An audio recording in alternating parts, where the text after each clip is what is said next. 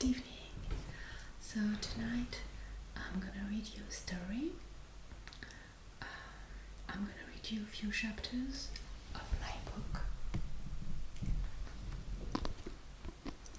So it's named La Mort du Pantin. It's a French book from Pierre Moustier. And I hope it's gonna help you fall asleep and relax. So enjoy. Ce soir, je vais vous lire une histoire qui s'intitule La Mort du Pantin de Pierre Moustier. J'espère que ça va vous aider à vous relaxer et à vous endormir.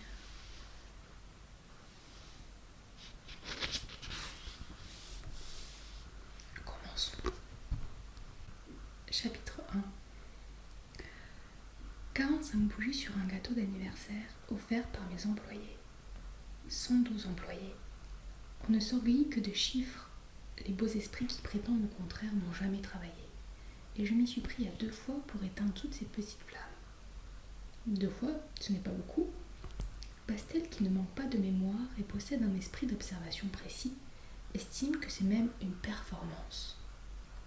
Il nous a raconté comment Schuller, l'ancien fondé de pouvoir de la banque Mertel et Franck, qui fêtait récemment sa 82e année, avait fini par se brûler le nez à force de souffler et de tousser sur des chandelles. Nous avons ri de bon cœur. Le président surtout. Bastel nous a raconté ensuite, à propos de chandelles, une histoire moins convenable, et nous avons ri de plus belle. J'aime ça, moi, la truculence avec une pointe de gauloiserie. Le président aussi. Nous avons presque toujours les mêmes goûts, les mêmes idées. C'est étonnant. Il ne faudrait pas se figurer surtout que je me laisse influencer par lui. D'ailleurs, ne suis-je pas le maître de mon affaire ? Il n'est que président d'honneur. Chauvet, lui, ne riait pas. Son inconstance dans le travail, ses ardeurs bruyantes, sa franchise partiale, son souci de découverte inutile m'indisposent moins, en définitive, que cette pruderie. Monsieur n'aime pas les trivialités. Le président, lui, les aime bien.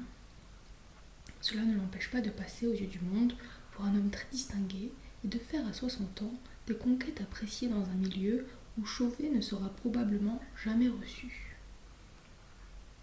Décidément, la jeunesse me fait pitié.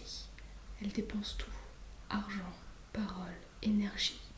Et finalement, que lui reste-t-il ? La misanthropie. Elle se plaint d'être désarmée et vitupère l'ordre établi, la société, les vieillards qui détiennent le pouvoir. On aurait bien tort de s'imaginer que je trouve les raisons trop vertes. Faute de pouvoir les cueillir et qu'après avoir vainement exalté les avantages de la maturité, selon les procédés du docteur Coué, j'en arrive à regretter le passé, à me lamenter sur la fuite du temps et jeter vers l'avenir des regards craintifs.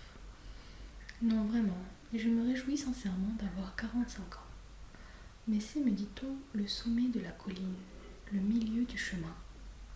Et pourquoi l'existence ressemblerait-elle à une colline, à un chemin ? Il n'y a pas de sommet ni de milieu. On se trouve bien ou mal installé, voilà tout. Moi, je suis bien installée dans ma vie. Les années forment des coussins qui me reposent du présent et je n'ai plus rien d'urgent à apprendre, entreprendre ou désirer. Il y a des gens qui ne savent pas vieillir. C'est une calamité. Mon père, par exemple, n'est jamais sorti de l'enfance. Après avoir fait de brillantes études à la faculté de médecine de Paris, il n'a rien trouvé de mieux que d'aller s'enterrer à Saint-Pierre pour exercer son métier. Imaginez ma mère, parisienne de naissance, obligée de vivre sans électricité dans un village écrasé par les forêts, la glace et le roc. À cette époque, dans un pays de montagne, il ne fallait guère compter sur les malades pour assurer la subsistance d'une famille. Et sans une petite rente apportée par ma mère en dot, nous n'aurions jamais connu la sécurité. Père, lui, ne s'en trouvait pas plus mal. Il faisait ses tournées à cheval. Un cheval nommé Titus. Je vous demande un peu. Il lui arrivait de parcourir 20 kilomètres de mauvais sentiers pour voir un moribond qui ne le payait pas. Du désintéressement? De l'abnégation? Non, un jeu seulement. Et la preuve, c'est qu'il revenait toujours par le chemin le plus long.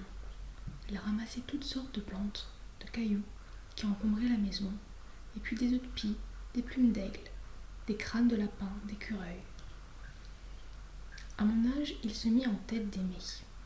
Pas sa femme, bien sûr, mais une écervelée de 16 ans qui ne parlait jamais, ne mangeait rien et nous regardait avec des yeux lointains.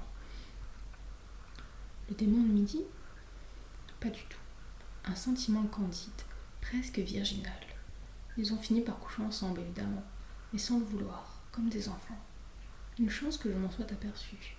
Sinon, on ne sait jamais, j'aurais peut-être réussi à lui ressembler. J'étais si puérile en ce temps-là, si sensible inutilement, si prodigue de mes forces et de mon temps. Je faisais des vers, c'est tout dire. Père m'apparaissait comme une sorte de Don Quichotte, en plus beau, et je méprisais systématiquement tous les Sanchos. Aussi quel écroulement quand je sus qu'il trompait maman. Une bonne leçon qui m'a donné le sens des valeurs et des responsabilités. Je venais de me marier. La vie professionnelle m'a empoignée. J'ai répondu à son étreinte. Mais revenons au présent.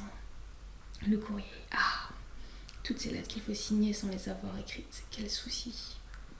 On aimerait reprendre chaque affaire, étudier le dossier soi-même. Il n'en est pas question, bien sûr. Heureusement, l'œil du maître intervient. Une sorte de divination. On tombe toujours sans le vouloir sur la faute d'attention. Un zéro de plus, par exemple. Une virgule oubliée qui change le sens de la phrase. Une erreur de présentation. À cette heure, les bureaux sont vides, sauf le secrétariat où Brigitte attend mon bon plaisir. On frappe. Tiens, la voilà qui s'impatiente. Entrez, Brigitte. Zut, c'est Chauvet. Il m'apporte un dossier. Monsieur le directeur, je tenais à terminer ce rapport. Il s'agit d'un cas particulier dont l'étude présente un intérêt général. Je pensais qu'il serait urgent d'en parler à nos agents de province. Parler de quoi? De notre décision, celle que vous allez prendre. Écoutez, mon vieux, je n'ai besoin de personne pour apprécier l'urgence d'une décision. Avez-vous vu Bastel à ce sujet? Non, monsieur, mais... Chauvet ronge sa lèvre inférieure. Il n'aime pas Bastel. Quand un garçon de 30 ans est incapable de déguiser ses sentiments, il doit renoncer à l'ambition. Or, c'est l'ambition de chaque employé qui crée l'unité d'une maison. Des hommes tels que Chauvet peuvent semer la discorde, engendrer un scandale, par amour de la justice et de la vérité. Aussi, je me méfie de lui. Tâchons maintenant de le remettre à sa place. Mais quoi, mon vieux? Bastel est votre supérieur. Respectez, s'il vous plaît, la discipline administrative. Son visage se colore. La sincérité l'étouffe, une fois de plus. Il serre les dents, puis les desserre. Naturellement, il va parler. Mais avec moi, rien à faire. Il avalera sa sincérité au risque de tomber raide mort à mes pieds, rouge comme une tomate, et pas de respiration artificielle. Monsieur le directeur, si vous permettez... Non, je ne permets rien. J'ai du travail sous la main. Au revoir, Chauvet. Et voilà, fini la crise d'asthme. Guérit le petit Chauvet. Il est parti bien sagement avec son rapport. L'autorité fait office de médecine. C'est un conseil que je donne volontiers à Marianne quand elle s'inquiète au sujet de Laurent. Car enfin, Laurent n'est plus un bébé. On peut le raisonner, le calmer. Il a 15 ans, l'âge des erreurs, des impulsions, des répugnances imaginaires. Rien d'original à son cas. Les remèdes ne manquent pas. Il suffirait de lui parler nettement, d'une manière objective, comme si la sensibilité n'existait pas. Moi, je n'ai guère le temps, hélas. Mais Marianne, qui consacre toutes ses heures à nos enfants, pourrait bien suivre mes conseils. Seulement, au lieu de lutter contre les obsessions de Laurent, de briser ses émotions disproportionnées, elle semble communier avec lui et prétend qu'il est difficile d'agir autrement quand on aime. Réflexion bien féminine. L'amour n'exclut pas la lucidité. On peut chérir quelqu'un de toute son âme et de toute sa chair sans éprouver le besoin de se confondre avec lui. Là encore, j'aime l'ordre. Marianne s'interroge un peu trop depuis quelque temps. À propos de Laurent, pas encore, mais au sujet de Cécile, quel souci fut-il? Elle craint que Cécile ne reste fille. C'est insensé. Elle m'a dit cela hier soir sur un ton très calme, presque doux. J'ai failli me mettre en colère. « Allons, monsieur, j'ai crié, reprends tes esprits. » « Et toi, m'a-t-elle répondu, n'enferme pas les tiens. » Et la voilà partie dans un flot d'explications. Cécile, à son avis, ne sait pas choisir, ne veut pas choisir. Il lui plaît d'être courtisée, mais elle recherche l'amour unique. Et sitôt qu'elle entrevoit, ne peut supporter la pensée d'un engagement définitif.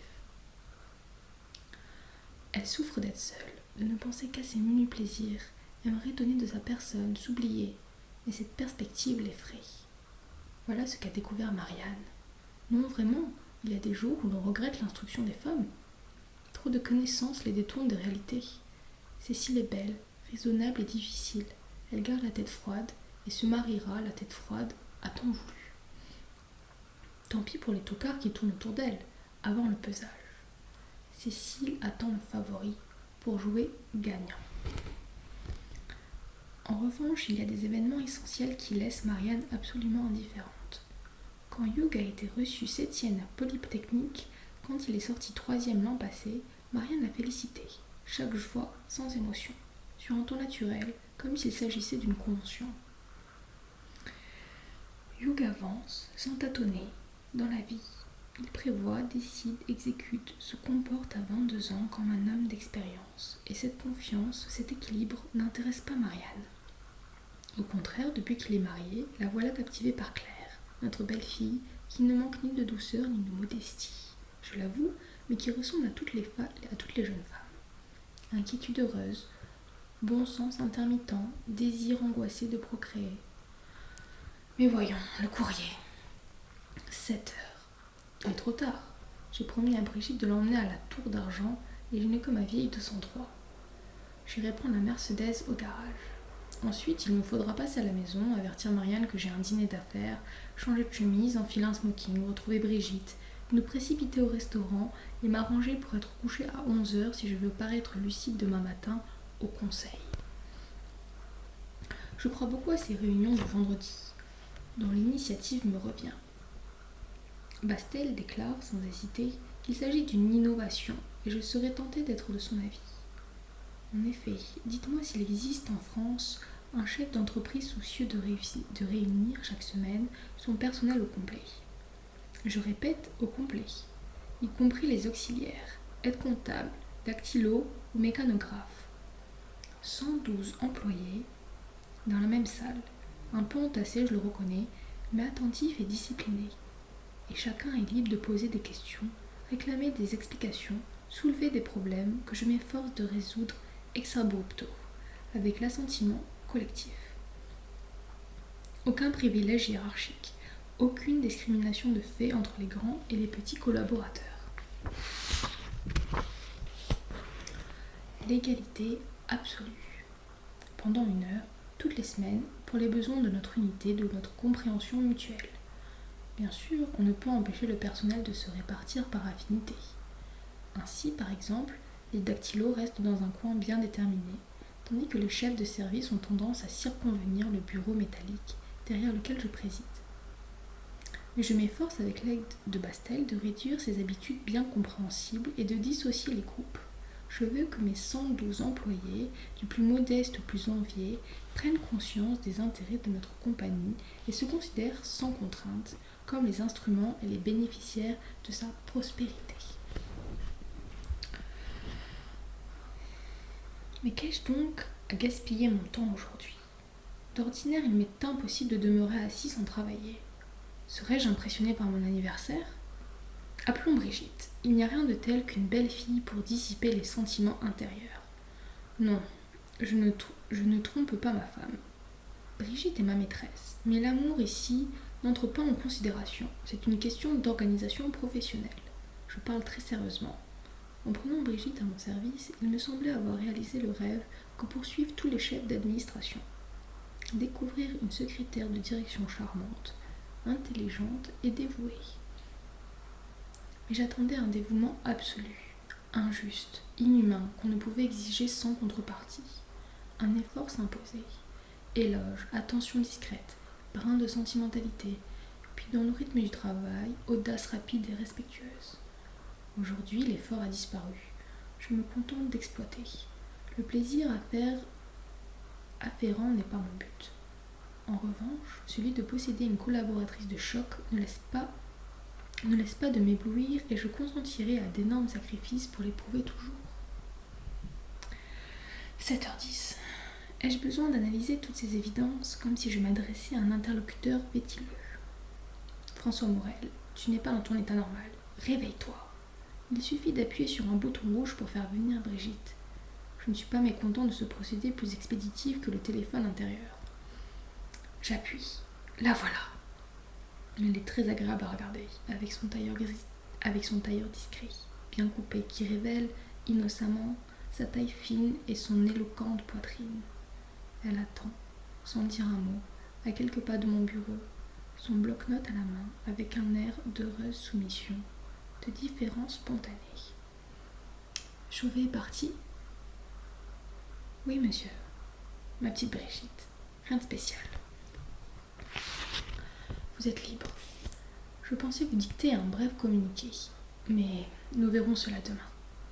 Je l'observe attentivement, sans me montrer. Sa lèvre épanouie se contracte légèrement. Les yeux bleus dansent un peu. Et le courrier, monsieur? Elle se moque bien du courrier en ce moment et s'inquiète de savoir si je n'ai pas oublié ma promesse. Allons, cessons ce jeu. Demain matin, après le conseil.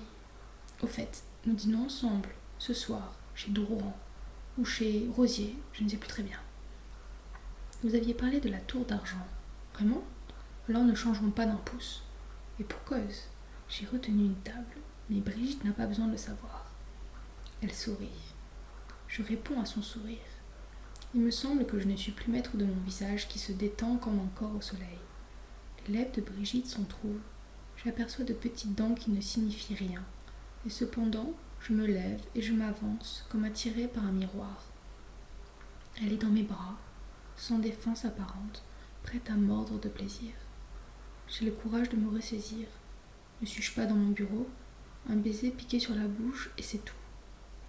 Pas d'enfantillage, dis-je. Dépêchons-nous. Je sonne pour avertir le concierge de mon départ et saute dans la 203 en omettant d'ouvrir la portière à Brigitte. Je prends rapidement conscience de ma muflerie et fais mine de descendre pour m'exécuter. Elle ne me donne pas le temps et s'installe à mes côtés, tandis que je m'excuse. Elle garde le silence et semble désappointée. Je la dépose devant sa porte, quai de Passy, et m'engage à revenir à 8h30. Maintenant, rue de Ségur, en 4e vitesse. Zut, un encombrement, sur le pont des Invalides. Ah non, c'est fini. Quel plaisir de rouler librement. Notre son de conducteur règle sa circulation sur celle de la rue. Quand la voie est libre, il se promène gaiement dans le corps, mais à l'apparition d'un feu rouge, il se coagule. Rue de Ségur, j'y suis. La clé du garage.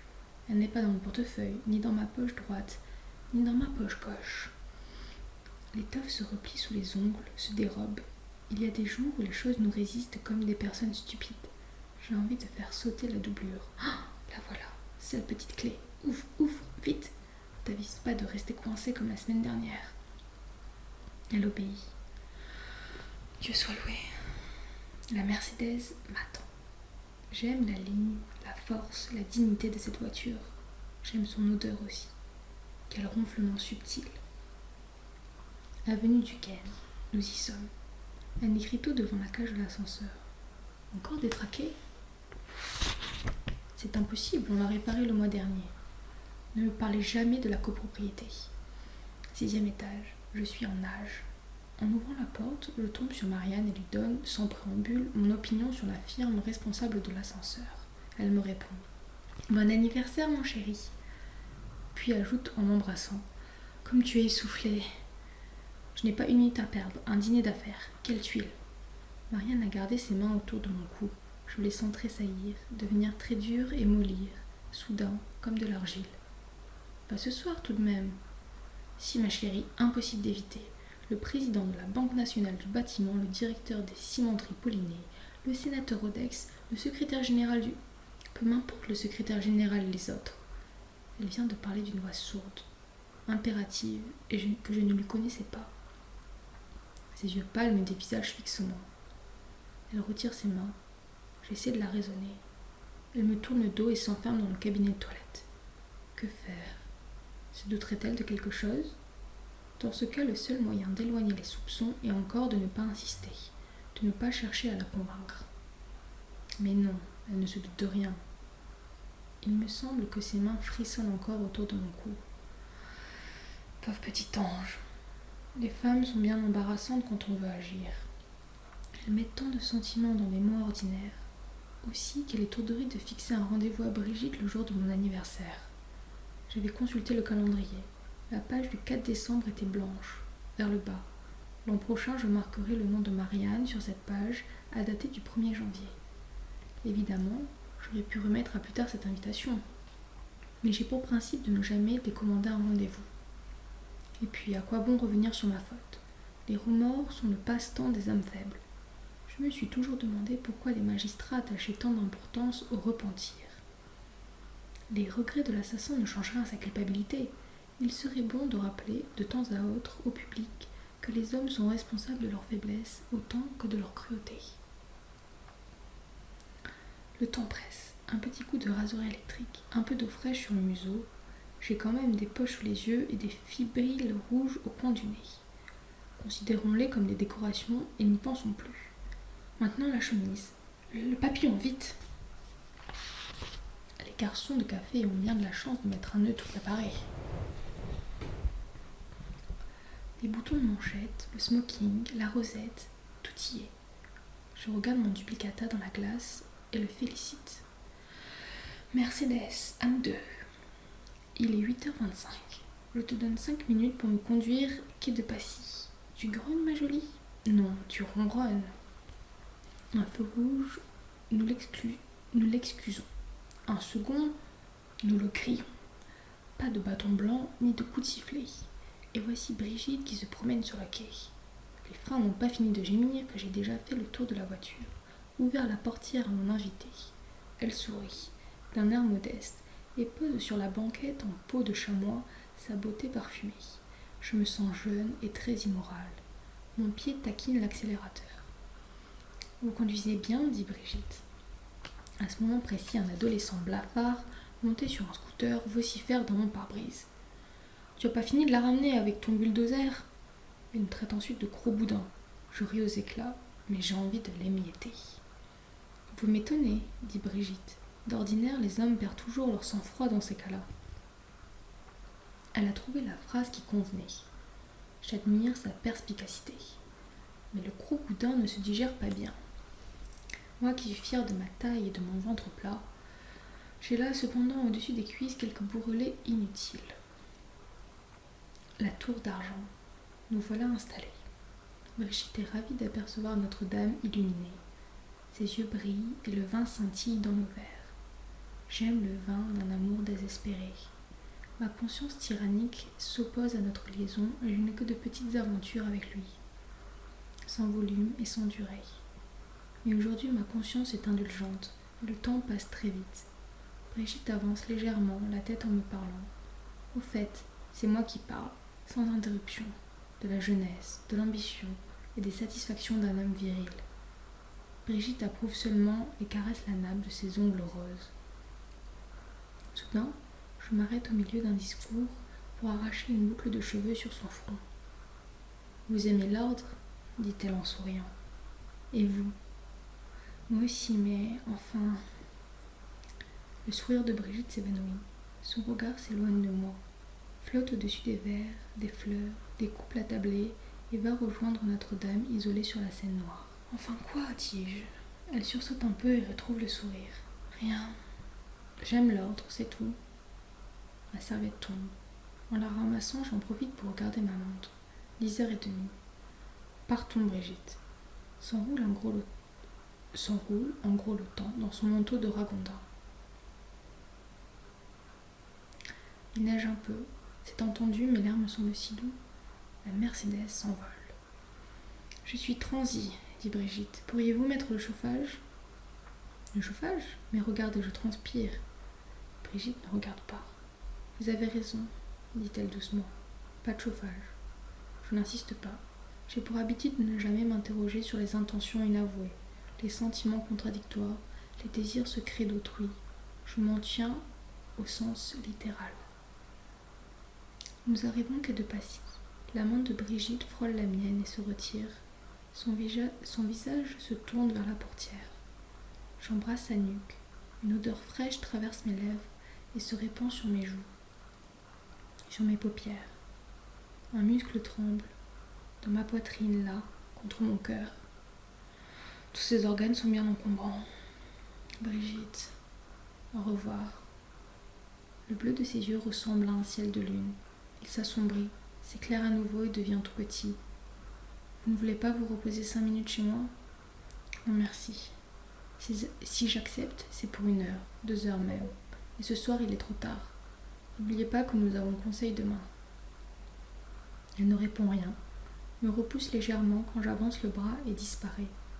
Je gardais la tiédeur de sa peau sur mes doigts, sur ma bouche, et songe à tout le reste que je pourrais éteindre, dévorer là-haut, sous les toits dans ce logement d'une pièce qu'elle a accommodée à la manière des artistes modernes. Tant pis, l'exactitude est un culte et les regrets ne sont guère de ma compétence. À nous deux, Mercedes. Chapitre 2. Marianne repose à mes côtés, les yeux clos, la couverture tirée sur le menton, comme une petite fille. Elle dort ou fait semblant. Son visage lisse ignore les rides et ses flétrissures que l'on remarque, au saut du lit, sur les paupières et le cou de toutes les femmes. Puis, dans les plis de la laine, le corps s'évase et je songe à ses hanches étroites, à ses jambes sveltes que Brigitte, chaque jour, me propose. Allons, debout. J'éprouve sous l'omoplate une douleur sourde que la douche va se faire un plaisir de noyer. C'est le remède idéal, et toujours de l'eau froide, par principe et par goût. Elle éclate sur ma tête, chasse les rêves de coton et fouette le sang paresseux. Maintenant, flexion de tronc. La douleur ne supporte pas l'exercice. Elle s'attarde tout de même derrière cette chair hypocrite. Allons, François, 1, 2, 1, 2. Mais que se passe-t-il ? Tu trébuches ? Tu trembles, toi ? Non, je ne tremble pas. Seulement quelque chose de dur tressaille au fond de ma poitrine. Toussons, puisqu'il le faut. La douleur s'apaise dans le dos, mais reprend sous les côtes. Laissons-la manœuvrer comme un rat pris au piège. Et désormais, agissons vite. Agissons. La porte du salon est entr'ouverte. Marianne a dû se lever pendant que je me trouvais dans la salle de bain. J'entends sa voix chargée de sollicitude. Ensuite la voix de Laurent, beaucoup plus distincte. Il prétend n'avoir pas fermé l'œil de la nuit. Cela me suffit. Je ne veux pas écouter les consolations apitoyées de Marianne. Où sont donc mes boutons de manchette ? Réflexion faite, je pense qu'il serait bon d'intervenir, une fois pour donner l'exemple. La situation mérite d'être redressée. Très peu de choses. Quelques allusions discrètes, un coup de gouvernail. Jusqu'à présent, la sensibilité de Marianne n'avait guère trouvé l'occasion de s'exercer. Hugues et Cécile n'ont jamais apprécié les effusions ni cultivé les émotions. Mais Laurent, dont l'enfance vient de s'écouler normalement, témoigne aujourd'hui d'un naturel inquiet, timoré, maladroit, que la moindre parole contrarie, que sa propre imagination paralyse. Et Marianne, sous prétexte de le rassurer, le féminise, l'attendrit à force de compréhension. Pourquoi ne pas liquider tout de suite ce petit désordre ? Décidons immédiatement de déjeuner ici. Cela fera plaisir à Marianne, que mon dîner d'affaires a contrarié hier soir. Voici mes boutons de manchette. Il est difficile de penser quand on ne s'habille en même temps. Comme je ne tiens pas à rester en chemise, arrêtons-nous de penser. Bon, je suis prêt. Calculons un peu. 8 heures exactement à ma montre suisse, 10 minutes pour mon breakfast et 15 minutes pour aller au bureau, en comptant sur les embouteillages matinaux. Nous supprimerons le breakfast. Cela me fera 10 minutes pour parler à Laurent. Décidément, les écoliers et les mères respectables trouvent facilement le moyen de perdre du temps. Ils sont encore là, tous les deux, debout l'un en face de l'autre. Mon arrivée trouble leur intimité. Je me penche pour embrasser Marianne et donne ensuite à Laurent une tape sur l'épaule. Alors, mon fils, bien dormi ? Oui. Il lève vers moi des yeux instables, d'un bleu trop doux. Je n'aime pas ce regard imprécis, ni cette peau blanche semée de taches de rousseur, ni ces cheveux longs aux reflets dorés. Un mois de service dans les chasseurs alpins tannerait ce visage et réduirait cette coiffure à des dimensions viriles. Je reprends sur un ton jovial. Tant mieux. Et même si tu n'as pas bien dormi, ce n'est pas très important. En cas d'insomnie, sais-tu ce que je fais, moi? Je travaille, tout simplement. Marianne secoue la tête d'un air contrarié, cherchant à réprimer des sentiments impulsifs. Je me tourne carrément vers Laurent. Ta mère n'est pas convaincue. Dis-lui que tu te moques de rester éveillé toute la nuit. Laurent examine ses ongles et les frotte contre son pyjama. Je resterai patient jusqu'au bout. Allons, réponds-moi. Et soudain, Marianne gémit. Oh, laisse-le, je t'en prie. Une flamme invisible dessèche mes lèvres, brûle mon front, et je ne céderai pas à la colère. Il me faut raisonner, agir sans passion. Je m'approche avec douceur de Marianne, prends son visage à deux mains et plonge mes yeux dans les siens. Laurent se précipite entre nous et balbutie. Il a raison, maman, je me moque de rester éveillée toute la nuit. Je l'embrasse en riant. Sa joue durcit sous ma bouche. Eh bien, tu vois, dis-je à l'adresse de Marianne.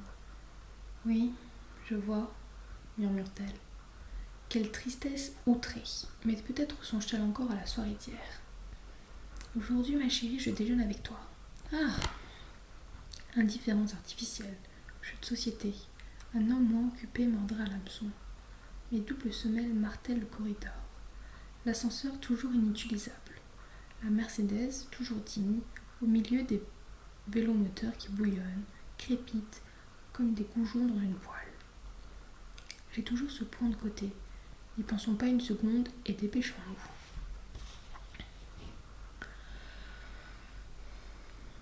La salle du conseil n'attend plus que moi.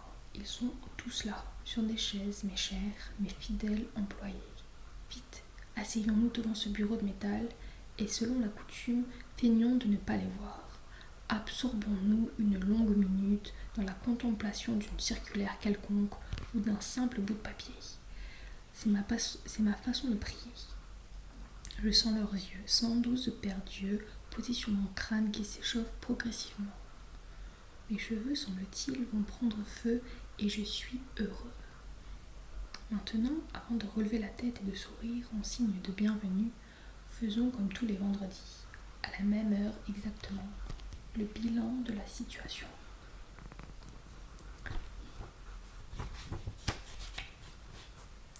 Je suis le directeur de la CFIDB. Les profanes disent Compagnie française d'information et de défense du bâtiment. Mais je préfère le son de ses initiales. CFIDB. Depuis 10 ans, c'est moi qui règne et le chiffre d'affaires a décuplé. Le personnel est passé de 1812, notre rayon d'action. Le personnel est passé de 1812. Notre rayon d'action, jadis limité à Paris, s'est étendu à la province où nous avons créé des agences. La société se développe toujours. Les adhérents affluent. Les ministères nous consultent. Nous sommes sur le point d'obtenir d'énormes subventions pour intensifier notre activité sur le plan national. L'avenir s'annonce brillant, étincelant. Et moi, François Morel, âgé de 45 ans, marié, père de 3 enfants, je tiens cet avenir dans mes mains. La prière est terminée. Je relève la tête. Mes amis, rien de spécial aujourd'hui, sinon le plaisir de vous voir. Sourire général. Toutes ces lèvres relevant ensemble leur commissure engendrent une sorte de murmure que mon cœur enregistre avec satisfaction. Alors, dis-je, à vous la parole. Un silence. Puis quelqu'un lève le doigt.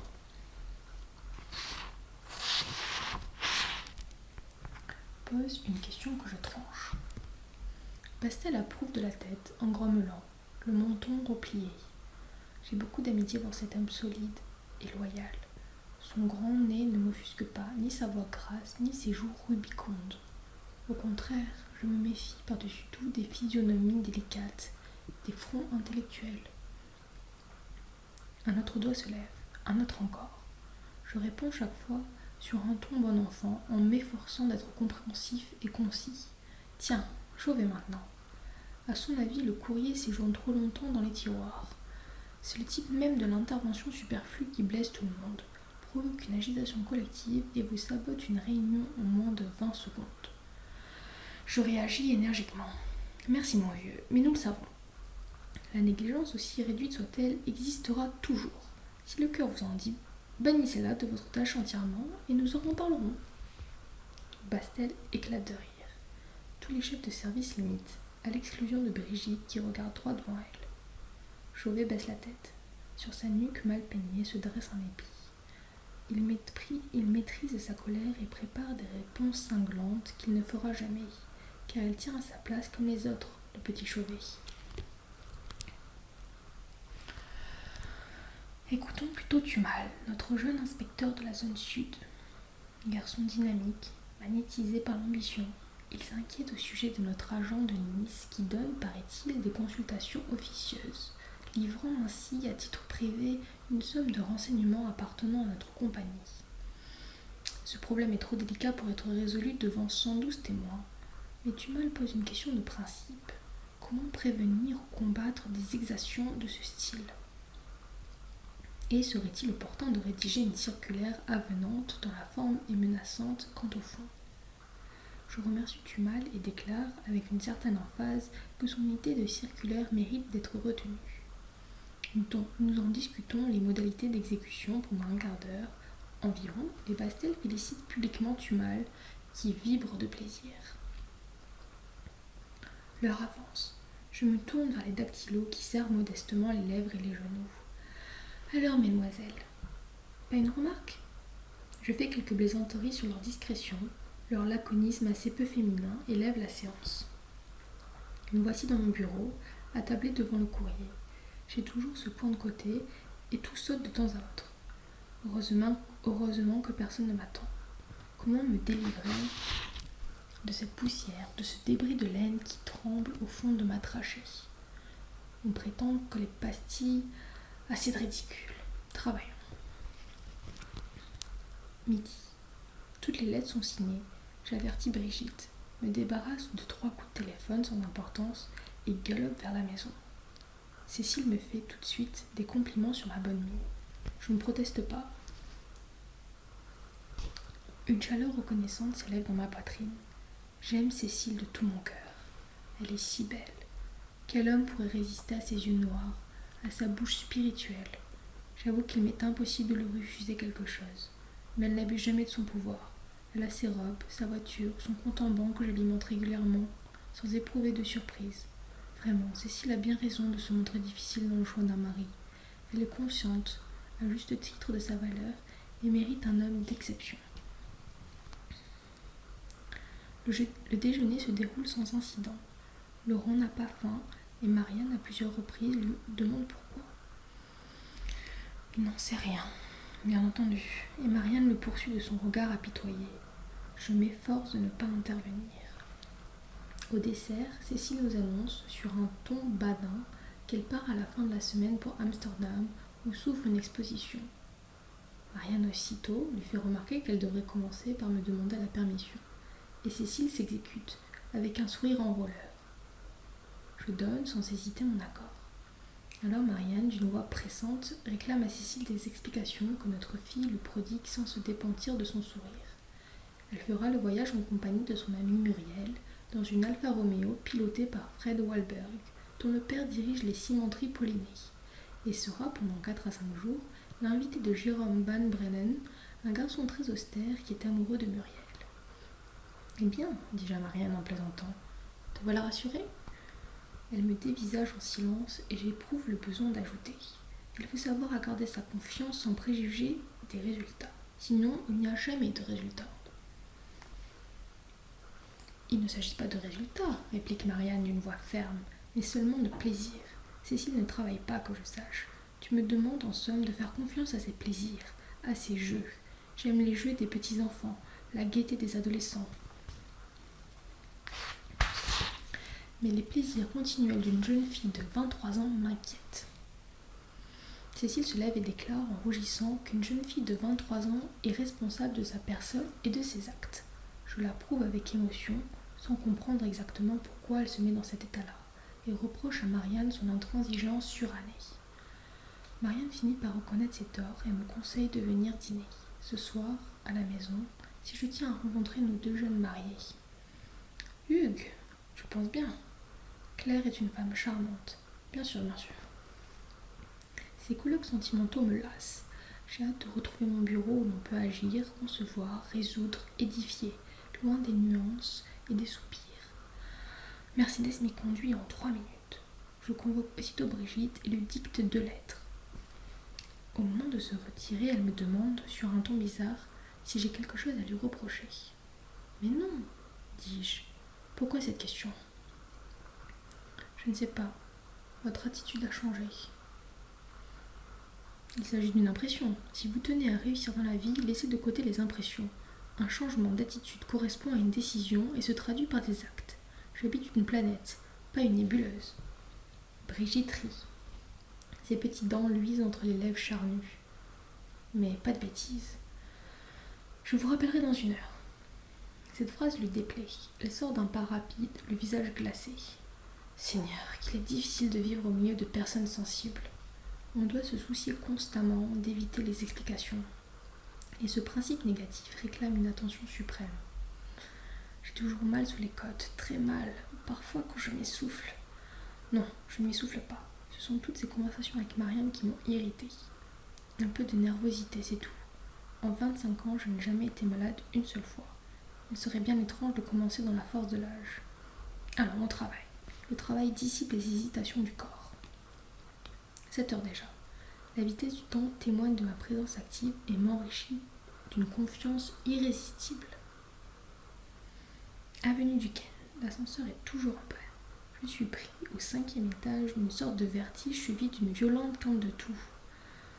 J'utilise mon mouchoir pour étouffer le bruit et mes carotides menacent d'éclater. Impossible d'arriver chez moi dans cet état. Je m'adosse contre la paroi de l'escalier en priant le ciel de ne rencontrer personne. Hélas, quelqu'un monte. 1 étage, 2 étages. Victoire. Il s'arrête au 3e. La toux diminue. Oh, si je pouvais l'étrangler, l'écraser comme un ver malfaisant. Tiens, la voilà qui se tait. Elle a peur, ma parole. Dorénavant, employons cette méthode. Bon. Maintenant, essuyons notre bouche, grimpons dignement jusqu'au 6e et chassons définitivement de notre mémoire ce petit accident ridicule. Hugh m'accueille par ces mots.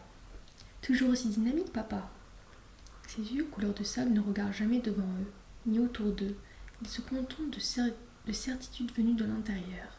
Hugh n'est pas un observateur. Aussi, rien ne le distrait et ses appréciations témoignent, en tout état de cause, d'une parfaite équité.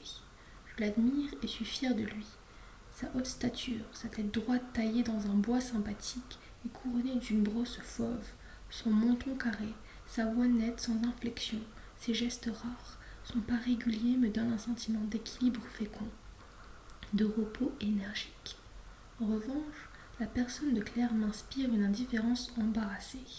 Je ne sais que faire de son regard profond quand mes yeux le rencontrent, profond comme un symbole romanesque dont la surface attirante cache un vide pitoyable. Ses lèvres aussi, qui ne cessent de frémir, de se contracter, provoquent en moi le désir de crier. Mais dépêche-toi de le mettre au monde, cet enfant. Revenons à Hugues. Il travaille aux constructions industrielles de la Manche, la 2e entreprise française de travaux publics, selon Bastel. C'est moi qui l'ai orienté vers cette société dont je connais le président. Sachant que ce dernier serait en mesure de lui garantir un avancement expéditif, Hugh se déclare très satisfait. Ses appointements viennent d'être augmentés sensiblement. Le directeur des services techniques l'a déjà proposé pour le grade d'ingénieur principal. C'est presque incroyable. Je le félicite en prenant Claire à témoin. Avouez, ma fille, que vous n'êtes pas mal tombée. Claire ne répond rien et sourit avec hésitation. Les femmes comblées ne le reconnaissent jamais. Cécile arrive, sur ses entrefaites, dans une robe moirée qui fait un bruit de roseau, et Claire ressemble désormais à une nurse. On n'attend plus que Laurent. Le voilà. Il s'avance, sans se presser, en triturant les boutons de son gilet, serre la main de son frère en évitant de le regarder, puis s'arrête devant Claire et la dévisage longuement, d'un air ahuri.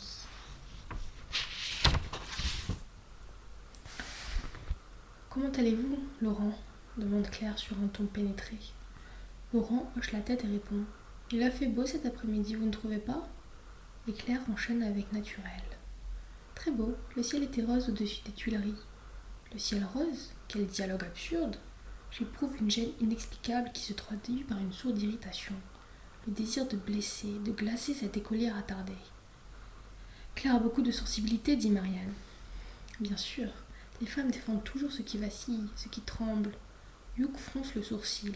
Il ne semble guère apprécier les charmes de la sensibilité. Et moi donc? Le repas débute mal. Laurent, qui ne contrôle jamais ses gestes, renverse un verre de vin sur la robe de Cécile. « Quel petit crétin !» dit-elle entre ses dents. Laurent se lève, ses mains s'agitent dans l'air, sans raison.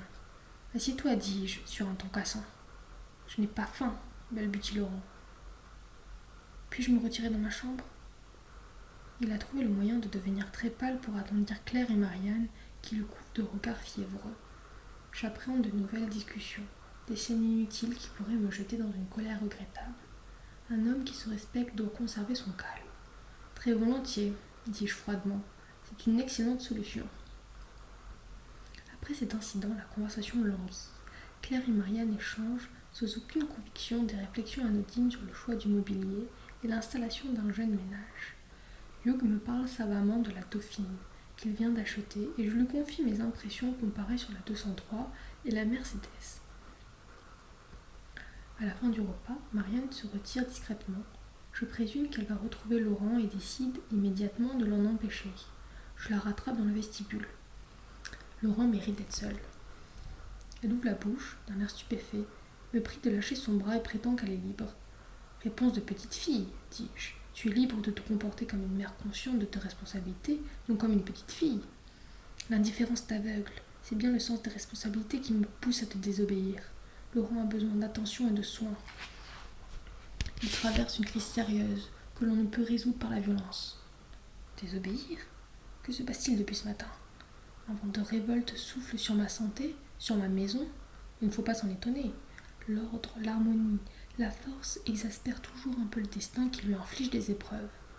Je reste quelques minutes immobile, la main crispée sur le bras de Marianne, et prends finalement le parti de sourire. On ne lutte pas contre la faiblesse avec des armes de la faiblesse.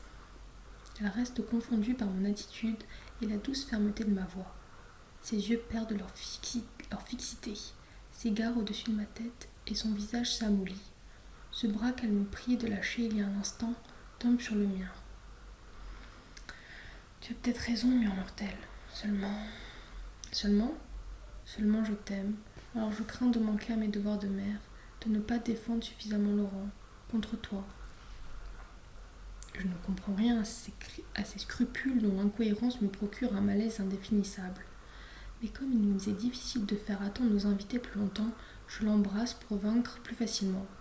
Voilà, j'ai gagné. Elle me suit avec docilité, le regard noyé dans un rêve flou. Au salon, Hugh et Claire, assis sur un sofa, feuillettent un album de photographies. Claire rit aux éclats. Elle vient de découvrir un portrait de Hugh à l'âge de 6 ans, costumé en corsaire. Quel fond sérieux pour un corsaire, dit-elle. Son rire m'agace. Hugh n'a pas l'air de se divertir beaucoup. À 11h exactement, il se tourne vers Claire. « Allons, dit-il, nous devons être couchés avant minuit. » Marianne essaie de le retenir. « Non, maman, toutes nos heures sont calculées. » Il serre les mâchoires après avoir parlé. « C'est un homme. C'est mon fils. »